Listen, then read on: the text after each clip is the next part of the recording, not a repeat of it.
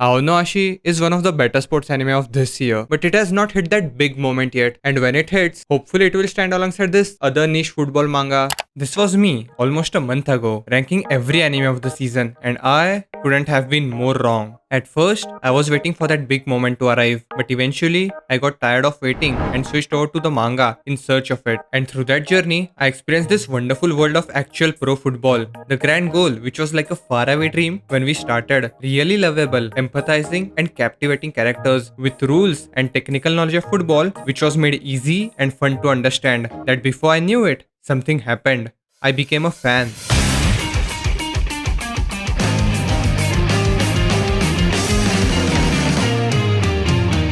Okay, let me get this out of the way. AOASHI does not hook you with one amazing moment, but rather, it is a slow burn which grows on you. And before you know it, you have watched 10 episodes, read over 270 chapters, read a special spin-off volume in 2 days. Ao Ashi is a football manga, and a really good one at that. We follow Ashito, who is from a small town in Ehime and is one of the best players of his school. One day, he is scouted for tryouts by Espirion, which is one of the most elite football club in Japan. This is not the regular high school club where they have to win Inter-High or Winter Cup and are aiming for nationals, but in the very first episode, we are told that the club's goal is to compete against Barca, Madrid, and other big shot European teams in La Liga. And thank God they are not aiming for Berlin and getting sponsored by McDonald's. Even though this anime has such a grandiose goal, what really makes you stick with it is the personal and relatable goal of Ashito and other characters. Ashito does not come from a wealthy family. Hell, he even had a hard time buying football shoes and is barely able to afford traveling outside his hometown to go for tryouts in Tokyo. So thinking about living in Tokyo without scholarship is nigh on impossible, and even if he does get scholarship, he is going to have a hard time with day-to-day needs.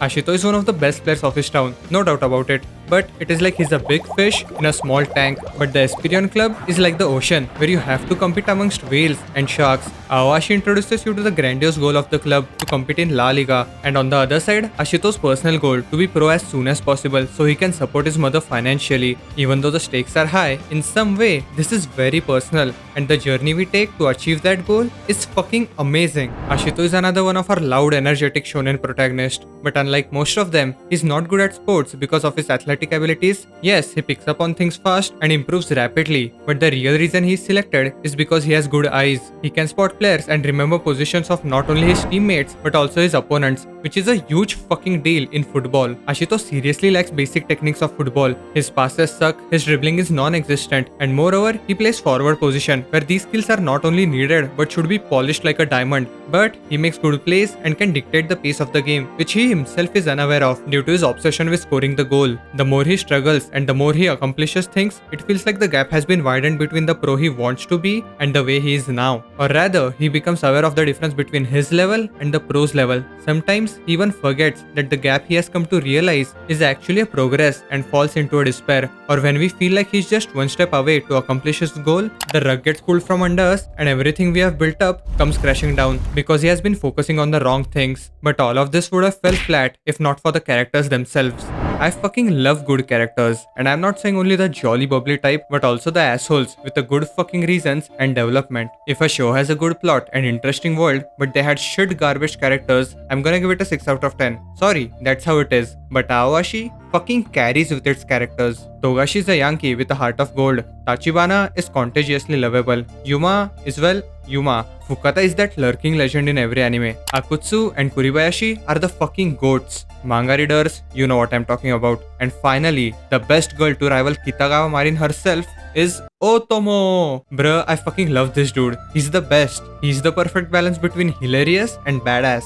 We also meet some egoistic teammates who have been there in Espirion since middle school. But also on the contrary, we have teammates who made through harsh tryouts, who got in thanks to their special skills. All of them have to give it their all to not only be on the field, but to also get promoted in the club. Let me explain. Espirion is a big shot club who not only nurtures youth talent but also have different teams, and some of the players at the very top team even compete in the World Cup. The hierarchy of the club goes as follows. Espirion Youth Team B split into reserves and active squad. Espirion Youth Team A also split into reserves and active squad. Then the senior or the main team, which is also split into reserves and active squad. And then in that active squad, there are selective few players who play in the World Cup. Usually to go pro or get a contract, you have to be on that senior squad. But there are also some exceptions who get approached to be pros in the youth team A thanks to their exceptional talent and skills. As you can guess, Ashito and most of the squad are starting all the way from the bottom, and obviously, by learning the basics and rules, the metaphors are not iShield 21 level, but they can probably stand alongside Haikyuu in terms of explaining the rules. I mean, they have done an amazing job when you understand what the fuck does offside mean. I swear to God, in my 50 years of life watching football inconsistently, I have now understood what the fuck does offside mean. I have reached the peak of human form. Cristiano Ronaldo, I'm coming for you. But where Ao Ashi surprisingly grabbed my heart is not the cool football shit, but it is the character dynamics. Ashito, who loves football and wants to go pro, not only because it is his dream, but that is the only thing he excels at. So, he wants to go pro as soon as possible to take financial burden off his mother as a single parent. But his mother, who wants Ashito to enjoy his life a bit more and have fun while doing the things he is really passionate about. She does not hate football, but she feels sad that football is taking her son away from her and making him enter the real world. The episode 4 of Ao Ashi fucking moved me to tears. That episode did not have some flashy animation or a cool badass football moment, but it was one of the most real moments in anime, and it kind of hit close to home for me because I'm also at that stage of my life. Noriko is a W mother, and this is only one of the dynamics from Ao Ashi. We have Hana and Ashito, Togashi and Takemisha, but one of my favorites is Akutsu and oh, I cannot say it, that will spoil things.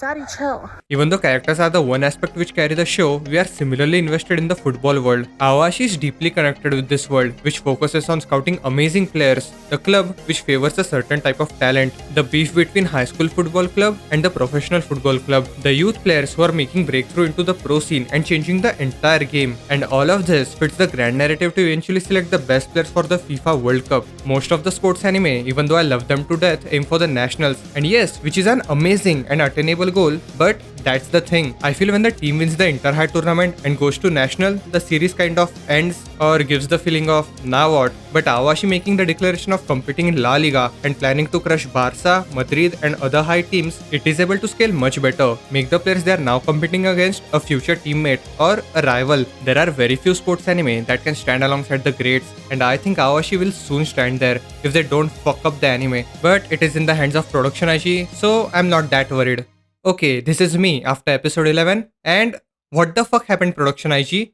What happened to you? Okay, the anime is good and it follows the story perfectly, panel to panel, but that's it. The animation pulls through a bit when it is needed, but most of the time, it lacks that oomph. The dialogues are just the pan-in shots with their mouth moving, and when you compare it to Haikyuu, one of their previous and one of the best works of Production IG, it painfully shows the difference. The moments which should excel in anime format really do not excel, and sometimes it even brings down the impact which manga panels had. I guess it is also kind of my fault. I hype myself up because of what they did to Haikyuu, but Ao Ashi up until now has not reached that. But hey, the music's amazing. If you can, I recommend you to read the manga for the best top tier experience. But even if you do decide to watch the anime, it is good. It does its job fine. Ao Ashi is a slow burn, but before you know it, you'll be on your edge and binging through everything in matter of days. And that's a fact. And another fact is you will like this video which is here. So I look forward to seeing you there.